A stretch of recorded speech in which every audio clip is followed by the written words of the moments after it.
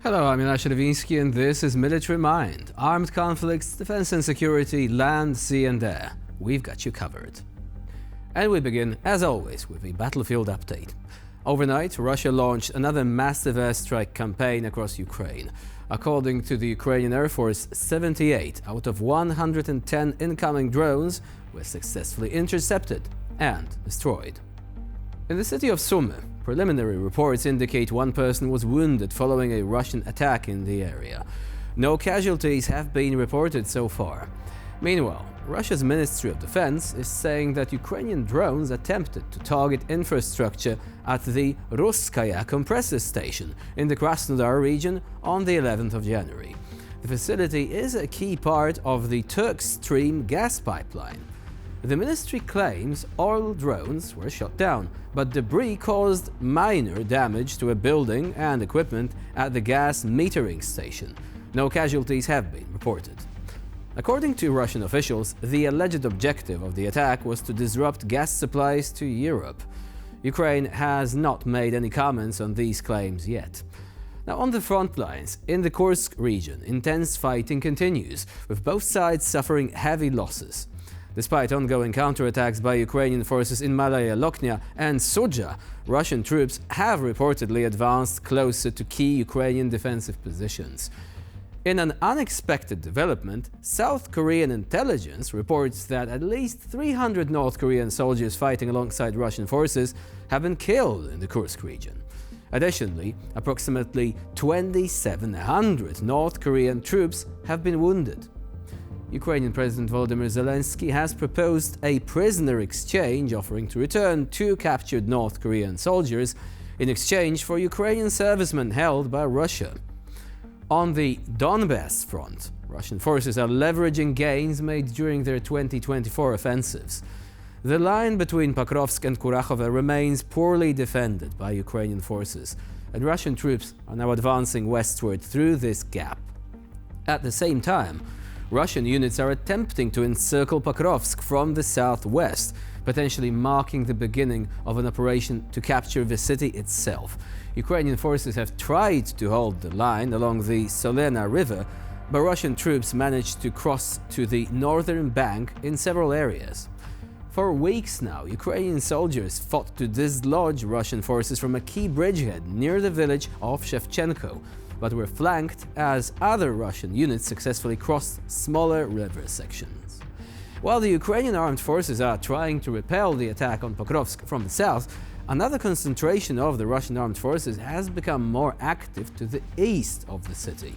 Following several months of calm, Russian troops have launched an offensive near the village of Vozdvizhenka. It is likely that in the future this concentration will try to cover Pokrovsk and its satellite towns from the northeast. Now, we open today's episode with a clip featuring Ukrainian military intelligence snipers executing a precision ambush deep in Russian-held territory near Pokrovsk.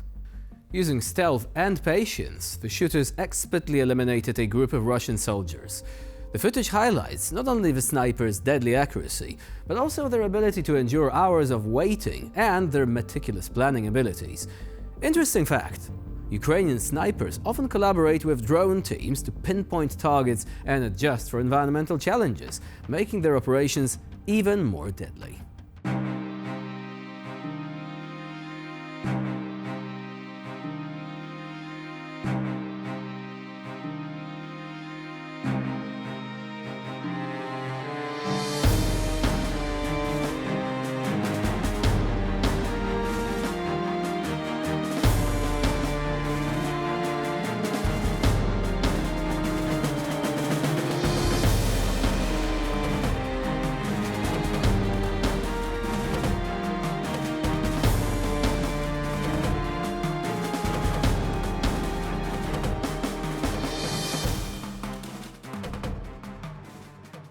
A new video reveals the interrogation of captured North Korean soldiers fighting in Ukraine. The footage shows one of the detainees make a shocking statement.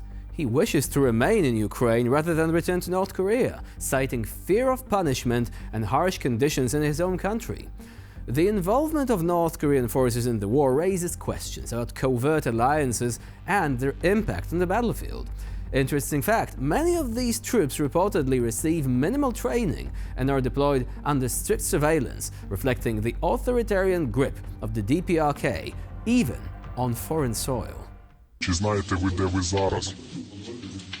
Не знає. Ви перебуваєте в Україні. Ви знали, що ви воюєте проти України? 우크라이나 상대 몰랐어? Не знав. А що вам казали ваші командири, коли відправляли на війну? Йому казали, що просто тренування. Родина є. Вони знають, де ви зараз? А як довго він на лінії фронту? 5일 부상당하고 그다음에 3 числа був наступ. Бачив, що його солдати вмирають. Сховався у бліндажі. 5 числа його знайшли. Така історія. Ви хочете повернутися назад в Північну Корею? Так. Ви хочете повернутися назад в Північну Корею? 여기서 살고 싶어. Я хочу жити в Україні. Ми розуміємо, що ви не володіли інформацією повною мірою, тому ми готові допомагати. Він сказав, що в принципі як йому скажуть. Тобто, якщо йому потрібно буде повертатися, то він повертатиметься. Якщо йому дадуть шанс залишитися тут, то він залишиться. So yeah, the guy didn't know he was about to fight in a war. They told him I was just training with live ammunition. Anyway, moving on. A thrilling battle unfolds as Ukraine's 3rd Separate Assault Brigade takes on an elite Russian unit, namely the 4th Guards Tank Division in Kharkiv. Over 2 days, the 8th of January and the 9th of January, the brigade destroyed 20 enemy vehicles, including tanks and armored personnel carriers. The invaders attempted a breakthrough but were stopped by precise ATGM strikes and minefields. When retreat seemed inevitable, the Russians launched another armored assault in multiple directions. Ukrainian defenders from units like Fatum, Paskuda Group, Deus Ex Machina, and the Totentans Group countered this with devastating FPV drone strikes and relentless artillery fire. The result? Complete obliteration of enemy columns, including a pontoon crossing. Let's take a look at this one.